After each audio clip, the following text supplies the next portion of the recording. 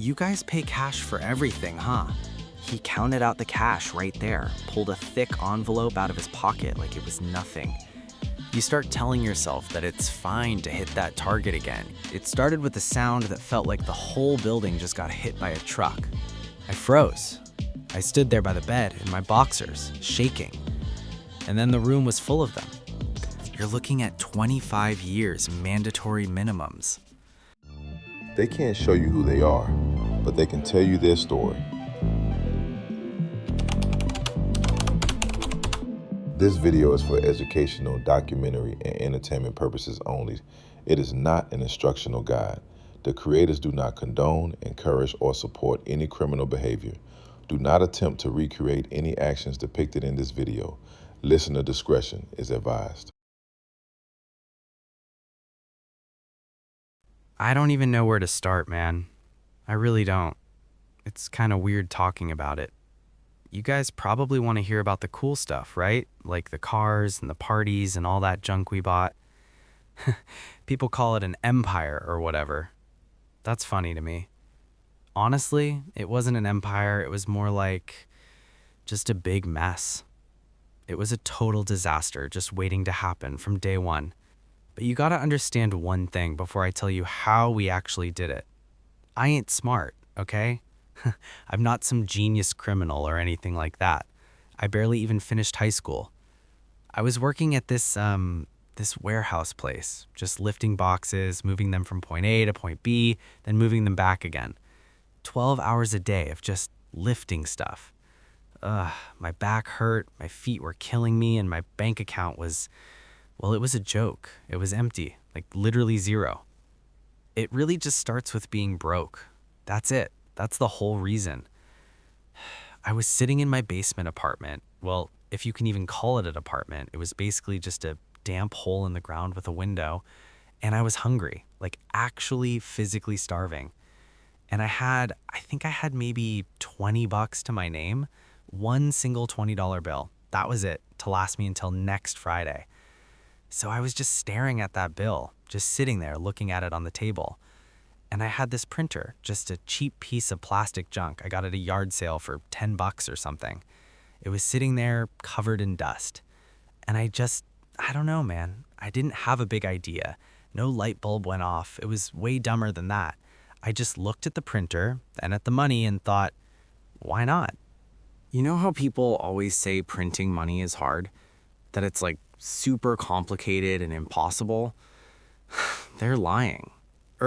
Well, they're sort of half lying. The government wants you to think you need lasers and special alien technology to do it. But really, when you get down to it, it's just ink on paper, man. That's all it is. It's just copying. I saw some documentary once that used big words like transcription or whatever. But for me, I was just a broke kid with a crappy scanner trying to pay for dinner. So I took the 20. It had Jackson's face on it. I put it on the scanner glass. And I remember thinking for a second, this is illegal. This is like super illegal. But then my stomach growled really loud and I was just like, screw it. I hit scan and guess what? The computer said no. Yeah, seriously. I tried to open the picture and this little box pops up. It says something like unauthorized currency image. I was like, are you kidding me? Since when is my computer a snitch? I got kind of paranoid for a second, thinking the cops were going to kick down the door just because I tried to open a JPEG file. But then I realized computers are actually pretty dumb. They only do exactly what they're told. So I didn't use the fancy photo software. I used Paint. You know, the one that comes with Windows, the thing little kids use to draw stick figures and stuff. Yeah, that one. That one doesn't have the security software in it. I scanned the bill in two halves, top half, then the bottom half. Then I just dragged them together. Click, drag, paste. Done. And it looked okay. I mean, on the screen, it looked perfect. It looked just like $20. So I put some paper in the printer, just regular, cheap white paper, the stuff you steal from the library copier, you know? And I hit print. And when I picked it up, man, It was pathetic. Honestly, it felt like a napkin or toilet paper or something. It was smooth, it was white, it was just flimsy. If I tried to hand that to a cashier, they would have just laughed in my face. It looked like play money from a Monopoly game. I almost quit right there. I crumpled it up and threw it in the trash. I was like, nice try, Alex. Back to eating ramen noodles without the flavor packet. But then Jamie came over. Jamie. Look, Jamie isn't exactly a scientist either, but the guy likes to mess with stuff. He likes tinkering. He saw the trash can full of bad prints. He picked one up. He didn't say, Alex, stop, this is a felony. He just looked at it and said, dude, the color is actually good, but the feel is wrong. See, that's the thing about money. In America, nobody actually looks at it. We're all too busy, too tired. We don't look, we touch. You grab the cash, you shove it in your pocket. It's all about the texture. Real money it's crunchy. It's got that specific crispy feel to it because it's made of cotton, not wood. My fake bill felt like, well, like printer paper, soft, smooth. Jamie goes, we need to make it crispy. We spent the whole night messing around with it. It was like a science project for idiots. We tried ironing the paper. We tried baking it in the oven, nearly burned the house down, actually. The whole place smelled like burnt toast for a week. Then Jamie found this old hairspray in the bathroom, the cheap stuff, extra hold. He sprays the paper, just a little mist. Then we got a hair dryer. We dried it until it was hot. And man, when that paper cooled down, it crinkled. It actually made that sound. It wasn't perfect, but it wasn't soft anymore. It felt used. It felt like a bill that had been in a pocket or a washing machine. We printed the image on top of that hairsprayed paper. The ink sat differently on it. It looked darker, grittier. We cut it out with scissors. My hands were shaking so bad I could barely hold them. When we were finally done, we put it on the table. It was a $20 bill. I mean, if you looked really close, yeah, it was blurry, no watermark, no little strip inside. If you held it up to the light, it was obviously fake. But in a dark room, in a hurry, it passed the touch test. I remember holding it. It felt heavy, not physically heavy, but I don't know, it felt weirdly powerful. I just made $20 out of 5 cents of ink and paper. Jamie looked at me and said, we gotta try it. I said, no way, I'm not gonna go to jail for $20. But he kept pushing me, just once, just to see if it works. So we went to this dive bar down the street, the kind of place where the floor is sticky and the lights are so dim you can't even see your own feet. It was the perfect spot. I walked up to the bar, my heart was pounding like a hammer. I thought everyone was staring at me. I felt like I had criminal written on my forehead in bright letters. I ordered 2 beers. The bartender was this big guy, looked like he ate nails for breakfast. $12, he grunts. I reached into my pocket. I pulled out the fake. I handed it to him, and time just sort of stopped. I swear I just froze. I watched his hand take the bill. I watched his thumb rub against the corner. That was the moment, the hairspray moment. If he feels smooth paper, I'm dead. He rubbed it. He didn't look at it. He didn't hold it up to the light. He just shoved it in the register, and he handed me $8 and change. Real dollars. He gave me real money back. I took the beers. I walked back to Jamie. My legs felt like jelly. I sat down and whispered, it worked. Jamie just grinned. We drank those beers, and let me tell you, they were the best tasting beers I ever had in my life because they were free. Actually, they were better than free. We got paid to drink them. That was the mistake right there, that feeling. If we had just stopped there, if we had just said, okay, cool trick, and went back to work, I wouldn't be sitting here handcuffed to this table right now. But you don't stop, not when it's that easy. We went home that night and we didn't sleep at all. We fired up the printer and it kept spinning in my head. We weren't stealing, we were just copying. We were multiplying. We started looking at the process like a job. Okay, the scissors are too slow, Jamie said. The edges are too jagged. We needed to get better. We needed to get faster. See, the problem with the first batch was the backsides. When you print double-sided on a cheap printer, it never lines up right. The front is here, but the back is like 2 millimeters to the left. If you hold it up, the borders are all messed up. So we figured out a system. We didn't print double-sided automatically, we printed one side. Then we flipped the paper manually, one by one. It took forever, but we had time. We had nothing but time. And the drying process, that became a whole operation in itself.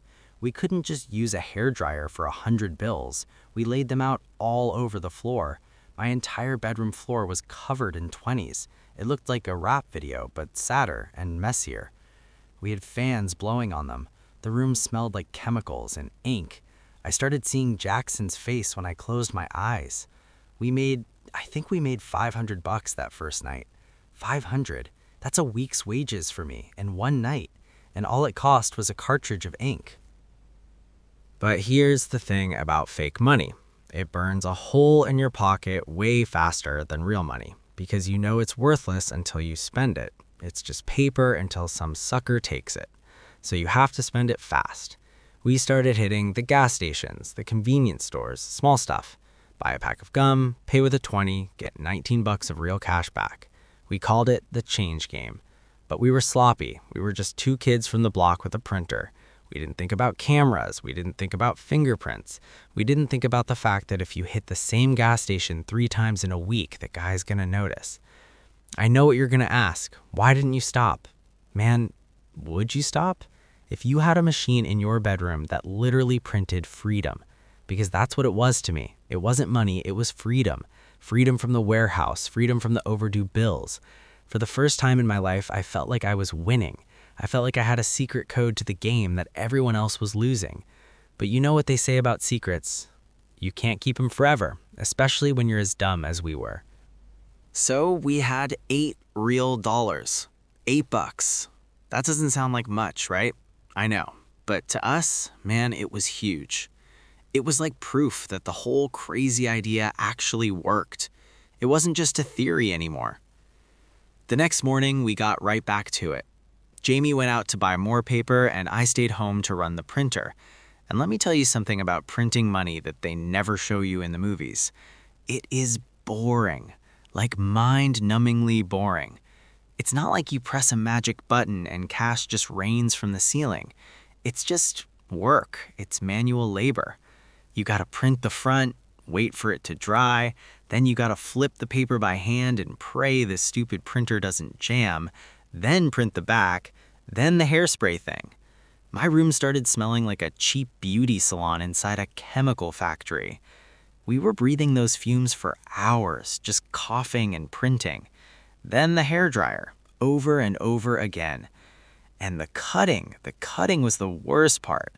We didn't have one of those nice paper cutters like they have in schools or offices. We just had scissors, regular kitchen scissors. My thumb started to get a blister after like the first hour. And you have to be careful, you know? You can't leave a white line on the edge or it looks fake. But if you cut too much off, the bill looks tiny. We were just sitting there on the floor, surrounded by scraps of paper, listening to the same songs on repeat. By noon, we had a pile, a literal stock of cash. Maybe $300, $400? It looked like a fortune to me. But it wasn't money yet. It was just dangerous paper. It was basically hazardous waste until we actually spent it.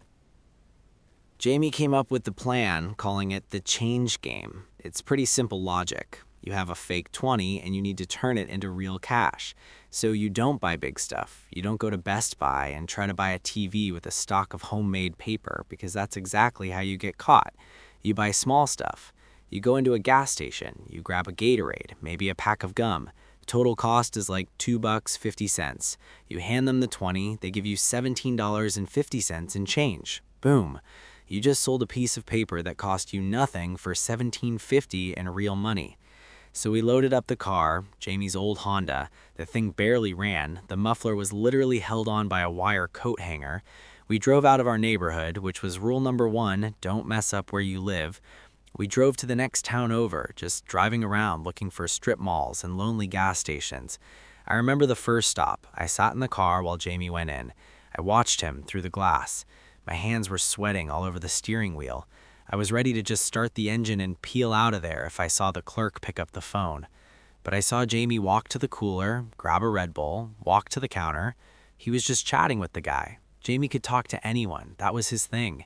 He was smiling, leaning on the counter. I saw him hand over the bill. The clerk opened the drawer. He handed back the change. Jamie walked out, got in the car, and just tossed a handful of crumpled bills and coins into my lap. He just said, "Drive to the next one." So we hit like 5 places that afternoon, then 10. It just became a rhythm. Park, walk in, buy something cheap, get change, walk out. Gatorade, cigarettes, chips, soda. Our back seat was filling up with junk food we didn't even want. We had bags of chips, packs of gum, enough sugar water to give a horse diabetes. But our pockets were getting heavy, like literally heavy. Real money has weight to it. Coins are heavy. We were drowning in quarters and singles and fives. But here's the weird part. The more we did it, the more paranoid I got. Every time I walked into a store, I felt like everyone knew. I started looking at the cameras, those black domes on the ceiling. Were they watching me? Was someone in a back room zooming in on my hands? I started analyzing the clerks. Old ladies were the best. They didn't care. They just wanted you to leave. Young kids were okay too, mostly just bored. But the middle-aged owners, the guys who actually owned the place, they were scary. They watched every penny. There was this one time at a gas station. I walked in, grabbed a pack of cigarettes. The guy behind the counter was staring at me. He had these intense eyes. I put the 20 on the counter, but he didn't pick it up immediately. He just looked at it. Then he looked at me. It felt like, I don't know, 5 seconds, 10 seconds, just silence. I wanted to run. My legs were twitching. I was ready to just leave the bill there and bolt. Then he finally picked it up. He rubbed it. He frowned. My heart stopped. I swear, it just stopped beating. I was calculating the distance to the door. Could I outrun him? Did he have a gun? Everyone has a gun these days. Then he just sighed, opened the register, and gave me my change. Asked if I wanted a receipt. I squeaked out, "No thanks." I walked out of there trying to look casual, but I was basically power walking. I got in the car and told Jamie, "I'm done. My nerves are fried. I can't do this anymore today." We went back to the basement and dumped the money on the bed. Real money. Dirty, crumpled, beautiful, real money. We counted it. $340 in one afternoon. That was more than I made in 3 days of breaking my back at the warehouse. And we did it just by driving around and buying snacks. We felt like kings. We ordered pizza, drank the beer we bought with fake money. But looking back, we were idiots. We were leaving a trail of bad paper and security footage across 3 counties. And the problem with easy money is you always need more. 300 wasn't enough. We needed 1,000. We needed rent. We needed to fix the car. So the next day we didn't stop. We printed more. And we got sloppy. We started cutting corners. We'd say, "Oh, that edge is a little crooked. Whatever, they won't notice." Or "The color is a little off. It's fine, just use it at night." We started believing our own lie. We thought we were invisible. But nobody is invisible. Especially not 2 broke kids in a beat-up Honda creating a crime wave of $20 bills. We thought we were the predators, like we were the sharks. But we forgot that there are always bigger fish. You know what nobody tells you about being a criminal? The trash, the sheer amount of garbage you have to deal with. Seriously. 3 days into our little operation, and my apartment didn't look like some master criminal's lair or anything cool. It looked like a dumpster exploded in there. We had bags of chips everywhere, stacks of soda bottles, packs of gum, cigarettes. But the thing is, we couldn't just throw it away immediately, right? Because we'd look super suspicious dumping brand new unopened products in the complex's trash. So it just piled up. I was basically living in a fortress made of junk food. And then there was the money problem. Yeah, we were making money, but have you ever tried to pay rent with a bucket of quarters and singles? Because the change game gives you back mostly small bills and coins. Our pockets were sagging. The car floor was literally covered in pennies and dimes. We had to launder the money we just laundered. It's kind of ironic, actually. We had to take our clean, legal change and turn it into big bills again just so we could actually use it. So our new best friend became that coin machine at the grocery store. You know the one. You dump your jar of pennies in, it shakes and rattles, and it spits out a voucher. But here's the kicker. That machine takes a percentage, like 12% or something crazy. So let's do the math on that. We make a fake 20 for 5 cents. We buy a $2 soda to break the bill. That's minus $2. We get $17.80 back in mixed change. We dump the coins in. The machine takes another $2. By the time we actually hold spendable cash, our 20 is worth like $14. It was inefficient. It was slow. And honestly, it was exhausting. But the boredom wasn't even the real problem. The real problem was that pen, the counterfeit detector pen. Every cashier in America has one these days. It looks like a yellow highlighter. Here's how it works. Real money is cotton and linen. The ink in the pen stays yellow. Fake money, our money, is paper. The ink in the paper reacts with the starch in the paper and turns black, instantly. If that happens, game over. The clerk knows. The cops get called, you go to prison. See, here's the thing about that hairspray trick. It fooled the fingers. It made the bill feel crispy enough. But did it actually seal the paper? We didn't know, and we were way too scared to find out.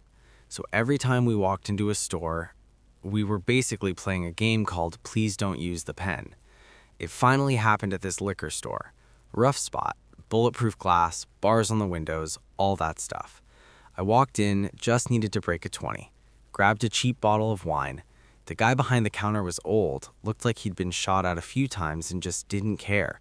I slid the 20 through the slot under the glass, and he picked it up.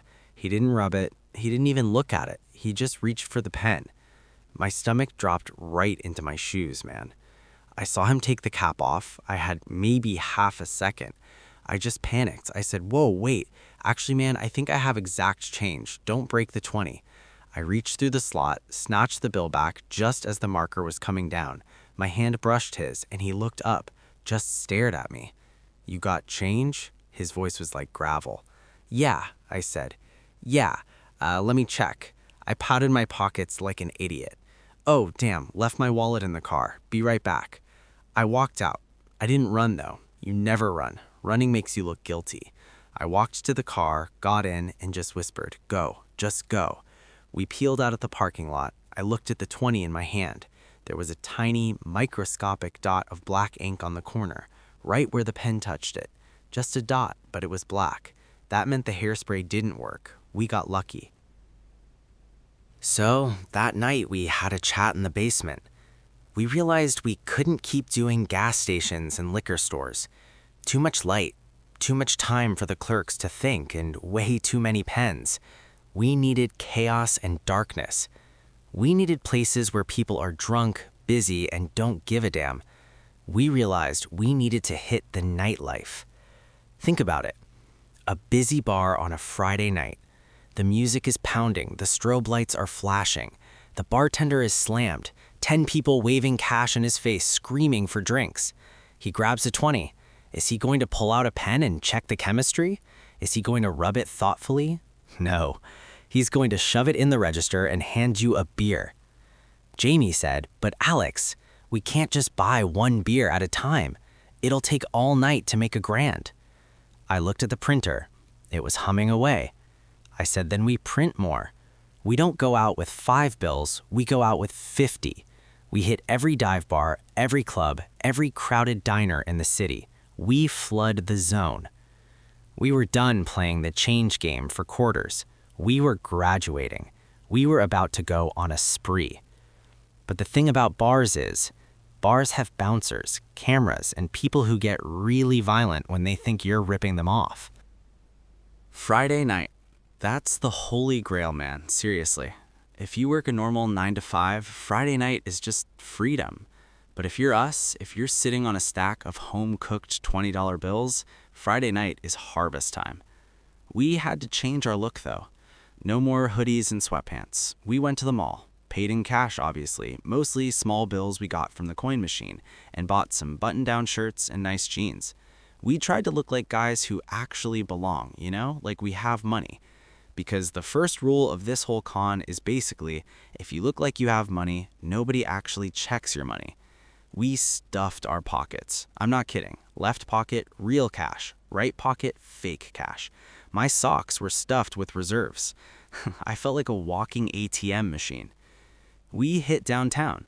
The plan was pretty simple, honestly. Hit the bars where the music is so loud you can't even hear yourself think, and the lights are so low you can't see your own hand. We walked into the first place. The bass hit me in the chest like a physical punch. The air smelled like cheap perfume, sweat, and spilled Red Bull. It was perfect. It was crowded too, like 3 rows of people deep at the bar, everyone screaming for the bartender's attention. I squeezed my way to the front. Jamie was right behind me, kind of acting as my wingman. I finally caught the bartender's eye. He was sweating, rushing back and forth, pouring shots like a machine. He looked miserable. 2 vodka Red Bulls, I shouted over the noise. He just nodded, grabbed 2 glasses, splashed the vodka, hit the soda gun. Bam, bam. $24, he yelled. This was the test. The gas station thing was easy compared to this. Here, there are bouncers, big guys with earpieces who love to break ribs. I reached into my right pocket. I pulled out 2 of our 20s. They were warm from my body heat. They were crumpled. I slapped them on the wet bar top. The bartender grabbed them. He didn't even look down. He just felt for the corner, shoved them into the open register, and slammed $16 of change on the counter. I grabbed the drinks. I grabbed the change. I turned to Jamie, and I was just like, we just drank for free, and we got paid $16 to do it. The rush, man, it was better than the vodka. It was better than any drug I've ever done. It was pure adrenaline. We were invisible. We were like ghosts in the machine. We didn't stop. Why would we stop? We hit the next bar, then a club, then a dive bar. We developed a whole system. Walk in, order top shelf stuff. Why buy cheap beer when you're paying with paper? We started tipping, too, big. You hand a bartender a fake 20 for a $10 drink and say, keep the change. He loves you. He thinks you're a baller. He doesn't check the bill because you just gave him a 100% tip. By midnight, we were wasted. Not just drunk, wasted. And we had, I don't know, maybe $400 in real clean cash in our left pockets. But the logic started to get fuzzy. The alcohol makes you sloppy. We started getting brave. We were at this club, a high-end place, bottle service, girls in dresses that cost more than our car. We didn't belong there, but we felt like we did. There was this table, VIP section, velvet rope, all that. We walked up to the bouncer. He put his hand out. List only, he said. Jamie looks at the guy and says, we're on the list, the Benjamin Franklin list. I felt the bouncer was going to punch him in the face. But then Jamie pulls out a wad, a thick roll of our 20s. He peels off 2, hands them to the guy. Just 2 of us, man. Quick drink. The bouncer looks at the cash. It's dark. The strobe lights are flashing. He shrugs. He unhooks the rope. We were in. Do you know what it feels like to sit in a VIP booth when you know you're a total fraud? It feels powerful. I took a deep breath. We ordered a bottle. Overpriced vodka, $300. I counted out 15 20s. The waitress brought it with sparklers. You know, those fireworks they stick in the bottle. Everyone was looking at us. The sparklers were sizzling. The smoke was drifting around us. For a moment, I wasn't Alex, the warehouse worker. I was Alex, the king. I looked at the waitress. She was smiling at me, a real smile, not the I pity you smile I usually got. She took the stack of cash, she put it on her tray, she walked away. I watched her walk to the bar. I watched her hand the stack to the manager. The sparkler went out. I saw the manager flip through the bills. My heart started hammering against my ribs. He paused. He pulled one bill out. He held it up. Not to a light, to his nose. Yeah, he smelled it. Our money smelled like hairspray and burnt toner. It didn't smell like money. Jamie, we gotta go. Jamie was pouring shots, spilling vodka everywhere. What? We just got the bottle. Jamie, leave the bottle. Walk, now. I grabbed his arm, we stood up, we started moving toward the exit. I didn't look back at the bar, I looked at the door. The exit sign was glowing red like a beacon. 30 feet, 20 feet. I saw the bouncer at the door touch his earpiece. He turned his head. He looked at the crowd, scanning. We hit the door. The cold night air slapped us in the face. "Hey, you two!" A voice from behind us, the bouncer. We didn't turn around. We ran. We sprinted down the alleyway. My dress shoes were slipping on the wet pavement. I could hear Jamie wheezing behind me. We turned a corner and we dove behind a dumpster. We lay there in the trash, listening to the sirens in the distance. We were covered in sweat. I scraped my hand on the brick wall. It was bleeding. Jamie looked at me. He was grinning, a wild, stupid grin. "Did you see that?" he gasped. I looked at my pockets, bulging with clean cash. I looked at his pockets, bulging. I said, "Yeah, let's do it again." That was the turning point. Before that night, we were doing it to survive, to pay bills. After that night, we were doing it for the thrill. We realized that the world is just a game. But the problem with this life is that you crash hard. And we were driving a car with no brakes, heading straight for a wall. The next morning, I woke up with a headache that felt, well, really bad. I rolled over. The bed was covered in cash. Hundreds of singles, fives, tens. It looked like a budget for a rap video. But mixed in with the real money were the scraps, the failed prints, the crooked cuts. I looked at the mess, and I realized something terrifying. We needed a better way to spend this. Drinking it away was fun, but you can't build a future on vodka and hangovers. We needed to buy things, real, resaleable things. We needed to enter the retail market. And that meant facing the cameras. There's a map on my wall, a map of the city. Before all this started, I used to look at it and dream about road trips I couldn't afford to take. Now it looked like, well, it looked like a mess. We had these red X's marked over every gas station within 5 miles of my apartment. Those spots were burned, dead zones. We couldn't go there anymore. We had to go further. We had to expand. Because here's the problem with the change game. You can't pay your landlord in vodka bottles. You need cash, or at least cash that doesn't smell like hairspray. So we shifted the whole plan. No more bars. The hangovers were killing us anyway. We couldn't get any work done. We moved into retail. We became shoppers. The target was those big box stores. You know the ones. Places with high turnover, teenage cashiers who don't care, and lines so long that everyone just wants to get it over with. The strategy was pretty simple, but you had to be disciplined about it. You walk in, you don't buy a TV. That is way too big. It draws too much attention, and they check the serial numbers. You don't buy a pack of gum either. That's suspicious in a big store like that. You buy the middle stuff. Video games, Xbox controllers, high-end blenders. Legos are actually great. Stuff that costs between $50 and $100. Things that actually have a resale value. I remember our first real shopping spree. We drove like 40 minutes north to the suburb where people actually mow their lawns. I walked into a store.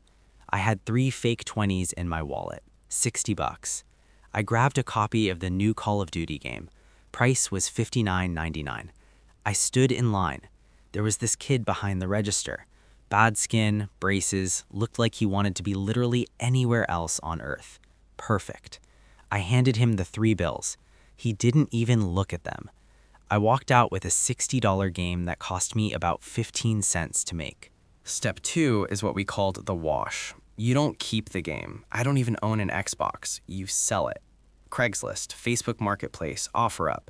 You list it as brand new, sealed in box, got it as a gift, don't need it. $40. People go crazy for that stuff. Everyone loves a deal. So I meet some guy in a McDonald's parking lot an hour later. He hands me 2 real $20 bills. I hand him the fake bought game. Boom. I just turned paper scraps into $40 of clean, untraceable currency. Yeah, technically I lost $20 on the retail price, but who cares? It was all profit anyway. But God, the driving, that was the worst part. I put thousands of miles on Jamie's poor Honda. We became like commuters of crime. We'd wake up, print a batch, cut them, spray them, dry them. Then we'd drive. We hit every strip mall in the area. We had a trunk full of blenders, toaster ovens, headphones, power drills. It was like running a pawn shop out of a trunk. But the retail game has different annoyances than the club scene. Asset protection, loss prevention. Basically guys who failed the police academy and have a chip on their shoulder about it. They wear regular clothes, they walk around pretending to shop, but they're watching your hands. We had a code word, Marco. If Jamie saw a guy lingering in the electronics aisle too long, he'd just cough and say, Marco. That meant drop the item, walk out, don't look back. There was this one time in one of the stores, I was buying a Keurig coffee maker. Don't ask me why, they just sell fast online. I was at the register. The cashier was this middle-aged lady, looked kind of like a librarian. She took the 20s, she stopped, she frowned. She rubbed the bill against her cheek. Yeah, her cheek. Apparently, the skin on your face is more sensitive than your fingers or something. My blood just ran cold. I was ready to bolt. She looked at me over her glasses. Honey, did you wash these pants? I blinked. I was like, what? These bills, they feel like they've been through the washing machine, all stiff. I let out a breath I didn't even know I was holding. Yeah. Left my wallet in my jeans. Wife was so mad. She just laughed. She said, men, and she put the bills in the drawer. I walked out of there with the coffee maker, but my hands were shaking so bad I almost dropped it in the parking lot. We were getting lucky. Way too lucky. And the problem with luck is that it runs out eventually. We were flooding the market with bad paper. You can't drop $10,000 of fake cash in one county without someone noticing. Banks started flagging deposits from these stores. We didn't know it yet, but we were creating a pattern, and somewhere in some federal building, someone was getting suspicious. But we couldn't stop. It's like an addiction.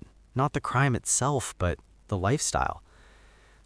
We finally moved out of that basement. We rented a real apartment, a loft downtown, cash up front.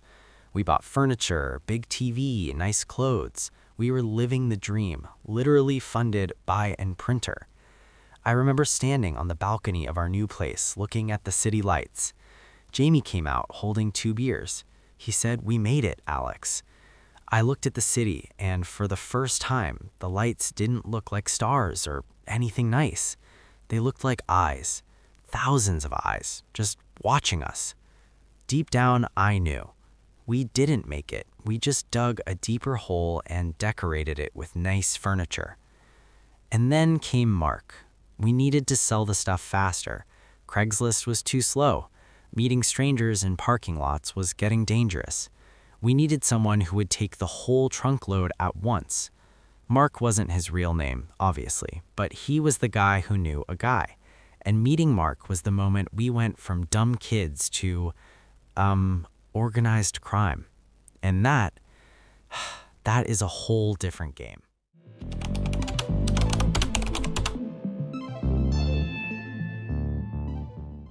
So, the Craigslist thing. I mean, it worked, technically, but it was a total nightmare, honestly. Because you have to deal with people, and people are generally flaky or weird, or they try to rob you. We were spending half our nights sitting in random parking lots waiting for some guy who said he wanted to buy a blender for $40 and then just never showed up. Or he'd show up and try to offer me like $20 in a bag of weed instead of actual cash. It was just wasting so much time. And when you're running a business, and that's what we called it, a business, time is literally the only thing that matters. Our apartment was starting to look like the back room of a Best Buy or something. We had stacks of Xboxes and piles of headphones and kitchen mixers just sitting in the living room. It was getting hard to walk to the bathroom without tripping over merchandise. Jamie knew a guy from his old neighborhood. Just some low-level guy who stole power tools from construction sites. And this guy told us about Mark.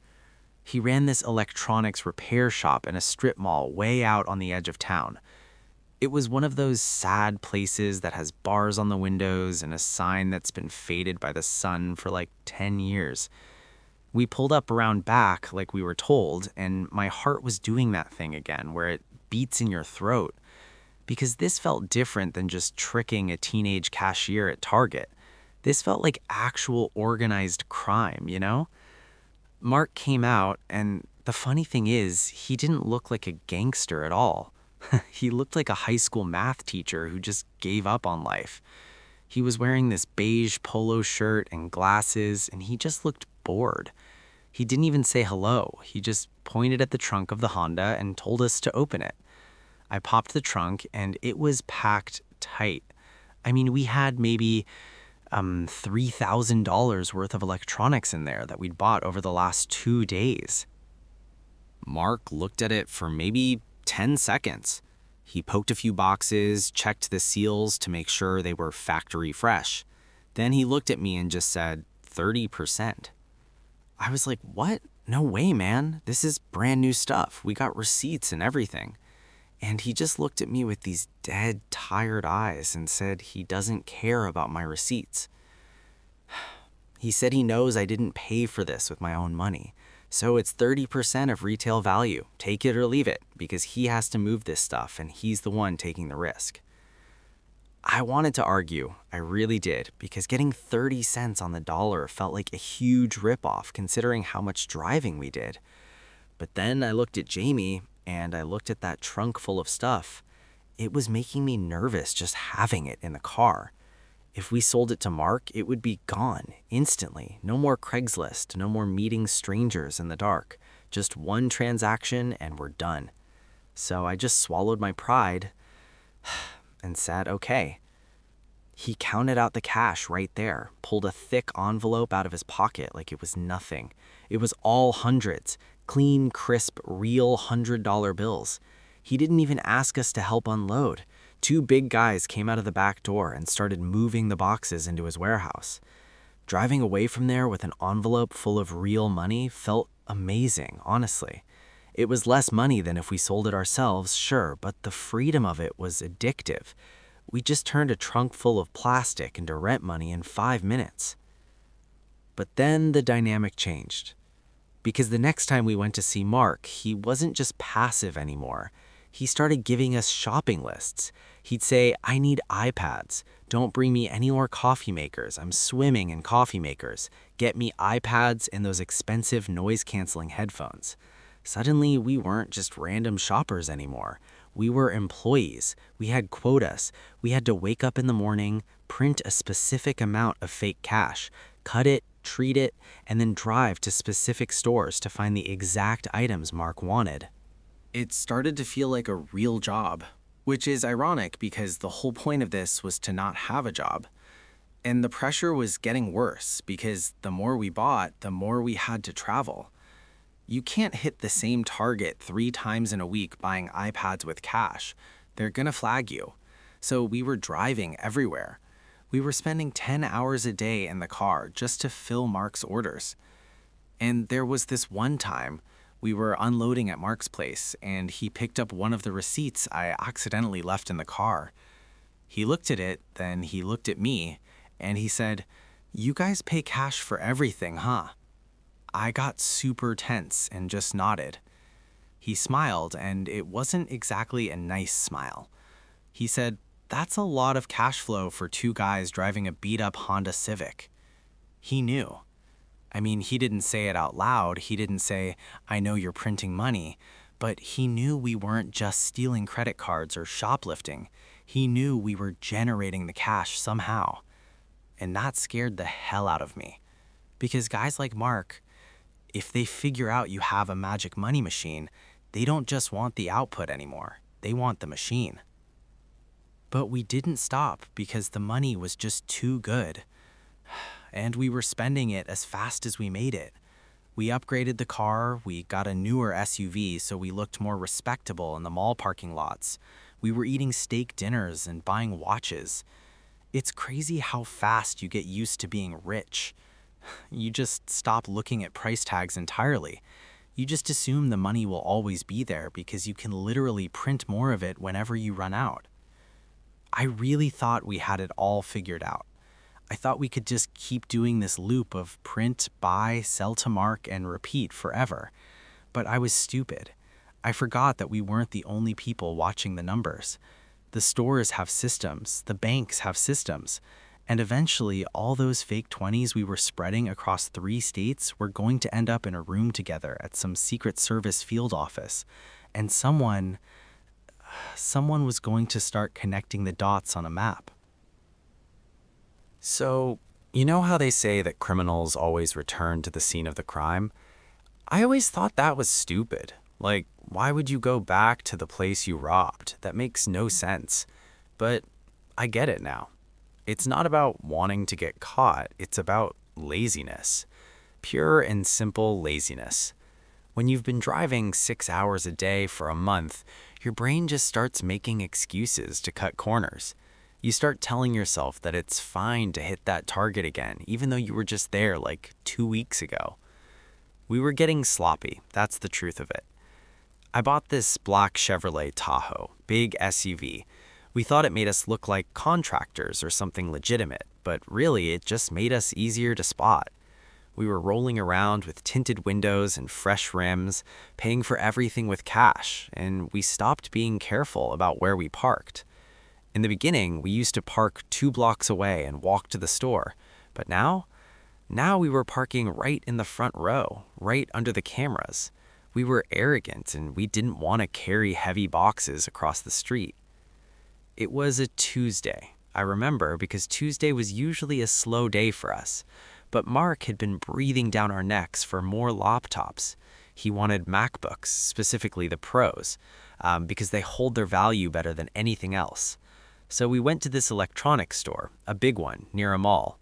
The plan was to go in separately, buy 1 laptop each, and get out. Simple. I went in first, grabbed a box off the shelf, walked to the register, and everything was fine. The cashier was this young girl. She didn't care. She took the $1,500 in 20s, counted them fast, and let me go. I walked out to the Tahoe, threw the laptop in the back, and sat there waiting for Jamie. And I waited. And waited. 10 minutes went by, which is an eternity when you're sitting in a getaway car with a trunk full of stolen stuff and fake money. I started watching the automatic doors, tapping my fingers on the steering wheel, just praying to see Jamie walk out with that plastic bag. After a while, finally, I see him coming out. But he's walking fast, too fast. He's not looking around, he's just staring at the ground and speed walking towards the car. And behind him, maybe 20 feet back, is a guy. He's not chasing him, he's just following him, walking out onto the sidewalk with his phone in his hand. Jamie jumps in the passenger seat and slams the door. He yells, "Go, just go, drive." I didn't ask questions, I just put it in reverse and backed out. Maybe a little too aggressive, tires screeching a bit. As I'm pulling away, I look in the rearview mirror. I see the guy standing right in the middle of the lane, holding his phone up like he's taking a picture. He wasn't taking a picture of the sunset, man. He was taking a picture of my license plate. I started screaming at Jamie, "What did you do? Why is he following you?" And Jamie is freaking out. He's saying the bill scanner jammed, the machine wouldn't take the bills, and the manager started coming over to look at them, so I just said I forgot my ID and left the money on the counter and ran. I almost crashed the car. He left the money. He literally left a stack of our fake 20s right there on the counter for them to analyze, and then he led security right to our car, right to our license plate, which was registered in my cousin's name because my credit was bad. We drove in silence for like an hour, just watching every police car we passed, convinced they were coming for us right then. But nobody pulled us over. That's the scary thing about the feds or the big investigations. It doesn't happen like in the movies with sirens right away. They wait. They build a case. That guy in the parking lot, he probably sent that photo and the serial numbers from the fake bills to a database. And that database connected my cousin's car to the incident. And then they probably pulled the security footage from the parking lot and saw my face, saw Jamie's face, saw us loading the trunk. We should have stopped. Any rational person would have stopped right there, burned the rest of the stash, threw the printer in the river, and moved to another state. But we had rent due on the apartment, we had payments on the car, we had Mark expecting his delivery. So we convinced ourselves it was fine. We told ourselves, oh, they probably didn't get a clear shot of the plate, or the cops don't care about one laptop. We were in denial, deep, heavy denial. Because once you get used to living at a certain level, the idea of going back to the warehouse, back to being broke, it's terrifying. It's scarier than prison. So we didn't stop. We just swapped the license plates with a stolen set we found in a junkyard, which is another felony, by the way, and kept going. We thought we were being smart, fixing the problem, but we were just digging the hole deeper. We didn't know that we were already on a list. We were just two idiots driving a marked car into a trap that was slowly closing around us. After that whole mess at the store, we spent like 3 days just peeking through the blinds. Every time the pizza delivery guy knocked on the door, we jumped a mile.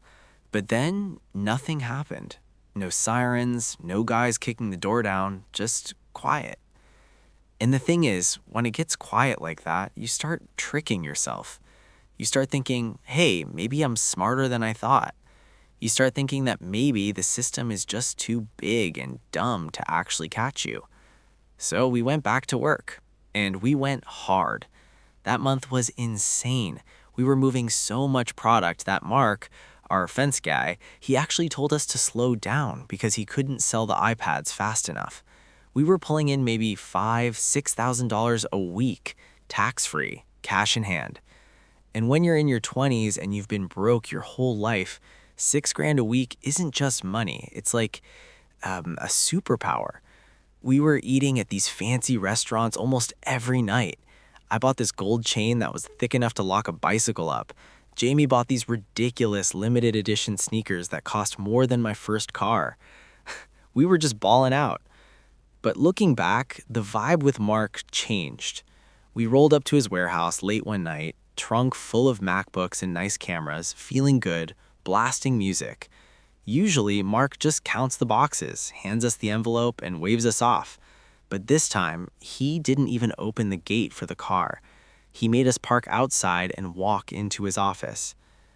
The office was tiny, smelled like stale cigarettes and solder fumes. Mark was sitting behind his desk, not even looking at the inventory list. He just stared at us. He looked tight, stressed out. He goes, "You guys are burning hot." Didn't even say hello. I tried to laugh it off, said something like, "Relax, Mark, business is booming, nobody knows anything." But he didn't laugh.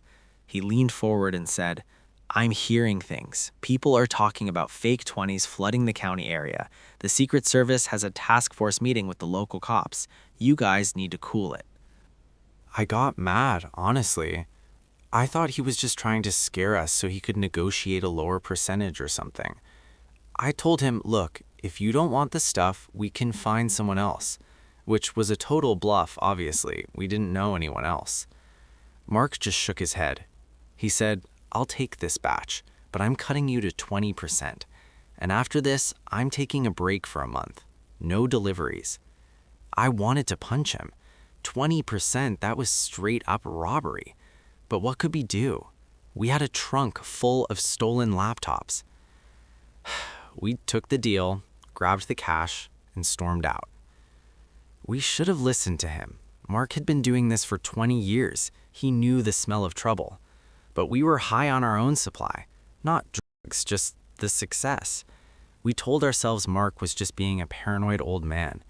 We decided we didn't need a month off. We decided we'd just drive further out, expand the map so nobody would notice. But the paranoia, it starts to creep in even when you don't want it to. I started noticing cars.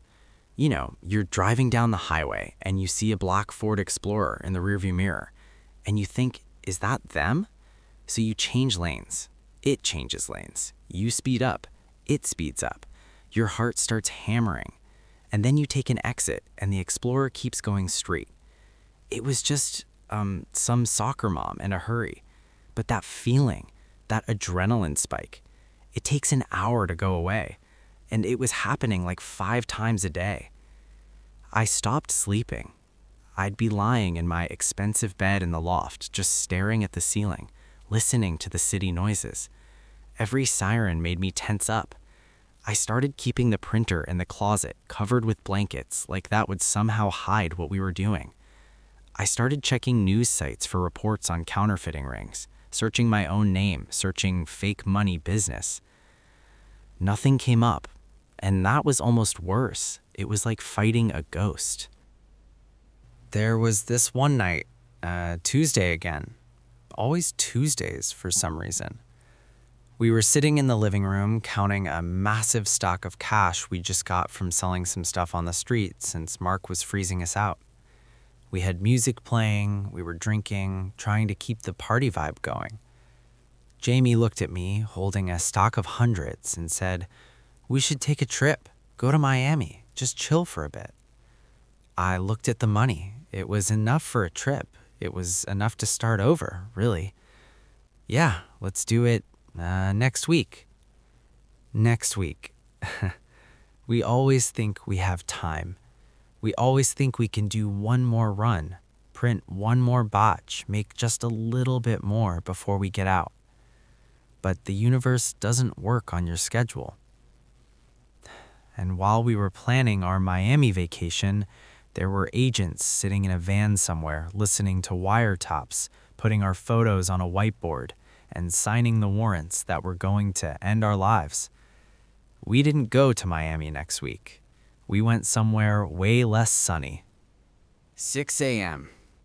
You know, I used to hate 6 a.m. just because it meant I had to get up for that stupid warehouse shift. But now I know that's the time the feds like to show up. It's their favorite time. They like to catch you when you're asleep, when you're groggy, when you're in your underwear and can't do anything stupid. Not that we had guns or anything, but they didn't know that. It wasn't a knock. People always think it starts with a knock on the door. It doesn't. It started with a sound that felt like the whole building just got hit by a truck. I shot up in bed. My heart was pounding so hard it actually hurt my chest. I looked at the window, thinking maybe a transformer exploded outside or something. And then I heard it. Federal agents, search warrant, open the door. Just voices, screaming. A lot of voices. Before I could even put my feet on the floor, there was another crash. The sound of wood splintering. The front door of our luxury loft just disintegrating off the hinges. I tried to stand up, but my legs just didn't work. I froze.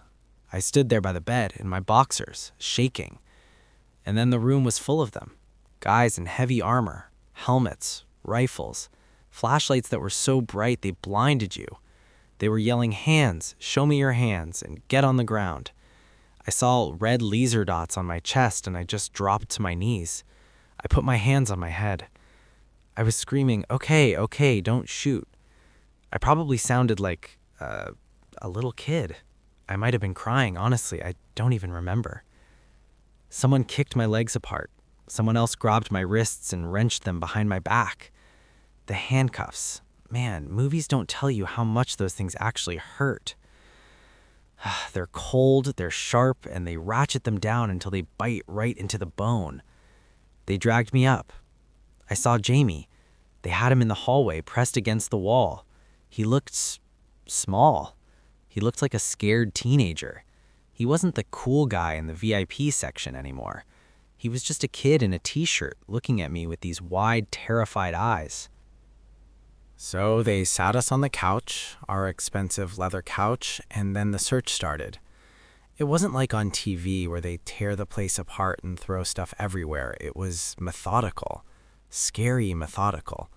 One guy walked straight to the closet. He knew exactly where it was. He pulled out the printer, he held it up. Another guy opened the drawer in the kitchen and pulled out the stock of paper, the hairspray, the scissors. They knew everything. They weren't looking for evidence, they were just collecting it. They had been watching us for weeks. They probably knew what brand of cereal I ate for breakfast. Then came the worst part, leading us out. The neighbors were there. Of course they were. The noise woke up the whole building. People were standing in their doorways, in their bathrobes, holding coffee cups, just staring at us. I saw the girl I tried to flirt with in the elevator last week. When I was flashing my new watch, she looked at me and my handcuffs and at the agents carrying out boxes of evidence. She didn't look impressed anymore. She looked disgusted. I wished the floor would just open up and swallow me. I wanted to die right there. Not because I was scared of prison, I hadn't even processed that part yet, but just because of the shame. They put me in the back of a black SUV. It has no markings. The seats were leather. The agent who drove didn't say a word. He just merged into traffic. I watched the city go by through the tinted window. We passed the Starbucks where I used to buy coffee. We passed the mall where we bought the laptops. It looked like a different world. It looked like a world I didn't belong to anymore. I started thinking about the trip to Miami. I thought about the money in the safe that I would never spend. And then I thought about my mom. Oh God, my mom. How was I going to tell her? Hey mom, sorry I haven't called. I'm facing 20 years for federal counterfeiting. The adrenaline crashed and I started shivering uncontrollably. The agent in the front seat looked back at me. His voice was flat, not mean, just indifferent. He turned up the heat. That was the only kindness I got that day. We pulled up to the federal building, massive concrete block. And let me tell you, the intake process, it's a lot less fun than the VIP section at the club. They leave you alone first. That's the trick. They stick you in this small room with no windows, just a cheap table and chairs, and they leave you there for, I don't know, maybe 2 hours. There's no clock on the wall. The AC is blasting freezing cold air, humming like a broken fridge, and you just sit there, handcuffed to the table, shivering, just freaking out. I was sitting there replaying everything in my head. Did I wipe the hard drive? Did Jamie hide the cash stash? What exactly did they find? Every scenario in my head ended with me in an orange jumpsuit. Then the door finally opened. No drama, no bad cop kicking the door, just a guy in a suit. He looked like an accountant. He had a thick file folder under his arm. He sat down, opened a bottle of water, took a sip, and didn't offer me any. He said, "Hello, Alex," like we were meeting for coffee or something. He didn't ask me if I did it. He didn't ask me where the money was. He just opened the folder and started laying out photos on the table, like a game of solitaire. A photo of me walking into a shop, a photo of Jamie at the gas station, a grainy picture of our car parked behind Mark's warehouse, a close-up of my face from the store security camera. High definition, too. I looked tired in the picture. He basically filled the whole table with my life from the last 3 months. I tried to play dumb. I was like, I don't know what this is. I want a lawyer. He smiled. It was kind of a sad smile. He said, "You can have a lawyer, Alex. You definitely should have a lawyer. But your lawyer is going to look at this pile of evidence and tell you exactly what I'm going to tell you. We have the printer. We have the paper. We have the hairspray. We have fingerprints on the uncut sheets. We have $22,000 of counterfeit currency seized from your apartment." Then he dropped the bomb. Mark is helping. My stomach just turned over. Mark was arrested 4 days ago. He's been very cooperative. He gave us the logs, the dates, the recordings. Recordings? Mark was wearing a wire? Or maybe he just recorded the calls himself. It didn't matter. Mark is looking at 15 years unless he gives us the manufacturers, which he did. And that's you. I felt like I couldn't breathe. It wasn't just a shoplifting charge anymore. This was manufacturing and wire fraud. The agent started listing the numbers. Each bill is a count. Each transaction is a count. Conspiracy adds 5 years. You're looking at 25 years mandatory minimums. 25 years. I'm 24. I'd be 50 when I get out. My life was basically over. Then he looked at the mirror on the wall, the one-way glass.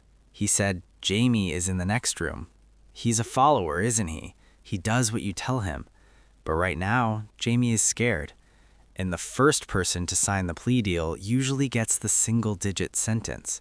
The second person, well, gets the book thrown at them. He just let that hang in the air. I looked at the mirror. I imagined Jamie sitting there, crying probably. Did he talk? Did he sell me out already? We were brothers, man. We started this together in a basement with a $5 printer. But 25 years? That changes people. I didn't mean to hurt anyone. It was just, we were just broke. The agent nodded. I know, Alex, but the Secret Service doesn't care about your rent. They care about the integrity of the US dollar, and you attacked that. He pushed a piece of paper toward me, a waiver. He said to me, you don't have to talk, but if you want to help yourself, if you want to see the outside world before you're an old man, you need to tell me everything, from the first scan to the last sale. I looked at the pen, I looked at the photos, I looked at the door that was locked from the outside. There was no way out, no clever trick this time. I picked up the pen. My hand was shaking so bad I could barely hold it. Okay, I'll tell you. And I did. I told him everything. I poured it all out. The methods, the stores, the locations, the thrill, the fear. I sold my freedom for a chance at a shorter sentence. And as I spoke, I could feel the weight of every word just adding another bar to the cage. When I walked out of that room, hours later, I wasn't the criminal mastermind. I was just a snitch, a defeated, broken kid who played a game he didn't understand and lost everything. But the worst part wasn't the confession. The worst part was seeing Jamie in the hallway as they moved us to the holding cells. He looked at me, and I looked at him, and we both knew, whatever friendship we had, it died in that interrogation room. So, then court. Court is quiet and boring. It smells like old wood and cleaning polish. I stood there for 3 hours while they discussed my life like it was a math problem. Guideline range, offense level, acceptance of responsibility. They just turned my entire existence into a spreadsheet. The prosecutor, the same guy from the interrogation room, he wasn't mean about it. He just stood up and said, Your Honor, the defendant manufactured approximately $40,000 in counterfeit currency. He compromised the local economy. He needs to be made an example of. Then my lawyer stood up and said, He's a first-time offender. He's young. He's stupid. Basically, my entire legal defense was that I'm an idiot. And honestly, he wasn't wrong. The judge looked at me. He looked over his glasses. He didn't look angry. He just looked, bored. He probably sentenced 5 guys like me before he even went to lunch. I sentence you to 42 months in a federal correctional institution, followed by 3 years of supervised release. You are also ordered to pay $38,000 in restitution. 42 months. 3.5 years. It doesn't sound like a lot if you say it fast, but when you're standing there, counting the summers you're going to miss, the birthdays, the Christmases, it feels like a death sentence. And the money? The 38 grand? That's the real kicker. Even when I get out, I owe them. Every paycheck I ever earn for the rest of my life, the government takes a cut until I pay back every fake dollar I printed. I basically printed my own debt. Well, prison. You hear that on the news, right? People say, oh, he's going to a federal camp. It's like a spa with tennis courts. That's bullshit. Yeah, it's not a maximum security dungeon where people get shanked every day, but it's still a cage. You wake up when they tell you, you eat what they give you, you stand in line for count 5 times a day. You lose your name. I just became a number. The worst part isn't even the fear. It's the boredom. It's this heavy, thick boredom that just sits on your chest. There's nothing to do. You play cards, you walk in circles in the yard, you watch TV in a room with 50 other guys who are fighting over the remote. And the noise. It's never quiet. Even at night, there's coughing, snoring, toilets flushing, guards walking around, keys jingling. You never get a single moment of silence. And here's the biggest joke of all. You know what job they gave me? In prison, everyone has to work. You make like 12 cents an hour. They put me in the library. My job was to photocopy legal forms for other inmates. I was standing in front of a copier again, a big industrial printer. The sound. It was the same sound, the exact same sound as my printer back in the apartment. Every day for 8 hours, I had to listen to the sound of my crime. It drove me crazy. I used to close my eyes and imagine I was printing 20s again. But when I opened them, I was just printing appeal forms for a drug dealer. I didn't see Jamie much. They sent him to a different facility, separation order. They didn't want us conspiring again. I heard he got 30 months, a year less than me. I guess he played the game better than I did. I wrote him a letter once, just said, "Hope you're good." He never wrote back. Can't blame him. If I hadn't bought that scanner, he'd probably still be fixing cars and drinking beer on Fridays. I dragged him down with me. That's on me. The days just blend together. You mark them off on a calendar, but they don't mean anything. You just exist. You're paused. The world outside keeps moving. New iPhones come out, presidents change, your friends get married, and you're just stuck, wearing khaki, staring at a fence with razor wire on top. You have a lot of time to think. And mostly, you think about how easy it was to start and how hard it is to stop. They let me out on a Tuesday. It's funny, everything major in my life happened on a Tuesday. It wasn't like the movies where your whole family is waiting by the gate with a picnic basket or something. It was just me, holding a plastic trash bag with my stuff, which was basically just some paperwork and a pair of cheap sneakers and a bus ticket. The guard opened the gate, looked at me, and just said, "Don't come back." That was it. 3.5 years of my life just dismissed with 3 words. The world felt fast. That's the first thing you notice. The cars move too fast. People talk too fast. Everyone is just staring at their phones, walking down the street. I felt like an alien. I felt like I had been paused on a remote while the rest of the world was on fast forward. They call it reintegration. That's the fancy word they use. Rejoining society. What they don't tell you is that society doesn't really want you back. I tried to get a job. Any job. I went back to that warehouse where I used to work. The manager was new, but he saw the gap in my resume immediately. He asked, "Where were you these 3 years?" I had to check the box. You know the one. Have you ever been convicted of a felony? I checked yes. He looked at the paper, he looked at me. He gave me the "we'll call you." Sure. They never call. I finally found work. I washed dishes at a diner on the night shift. Cash under the table, mostly. Because if I get a real paycheck, the government takes 25% for restitution. Remember that $38,000 I owe? Yeah, at this rate, I'll have it paid off by the time I'm 90.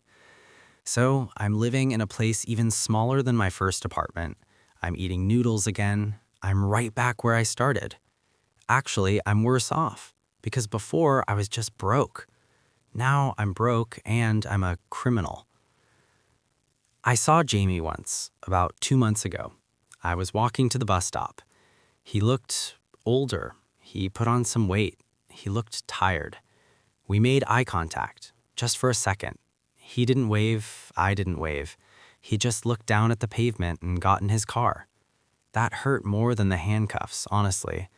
We were kings for a minute, you know? We beat the system, and now we're just 2 strangers who know each other's shame.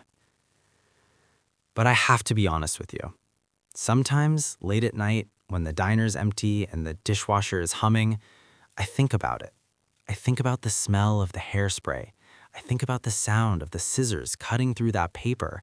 I think about that feeling of handing a piece of paper to a stranger and watching it turn into value. It was magic. It's like an itch in the back of my brain.